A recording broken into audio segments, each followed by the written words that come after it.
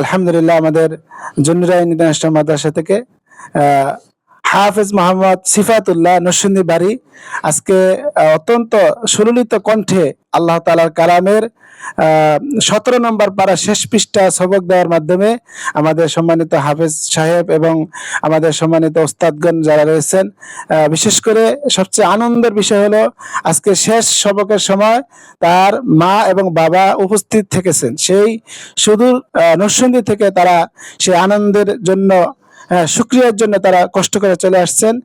আমরা প্রতিষ্ঠানের পক্ষ থেকে তাদেরকে ধন্যবাদ জানাচ্ছি।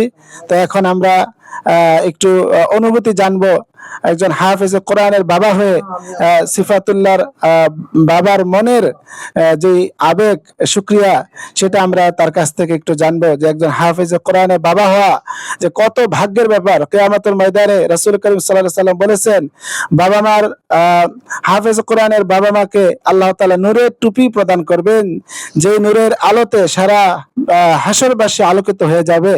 তখন তো সেই আল্লাহ তাআলার পক্ষ থেকে নিয়ামতের অধিকারী বাবা মার কাছ থেকে আমরা আজকে একটু অনুভূতি জানবো। আমাদের হাফেজ মোহাম্মদ সিফাতুল্লাহ বাবা আমাদের সকলের উদ্দেশ্যে কিছু বলবেন। তার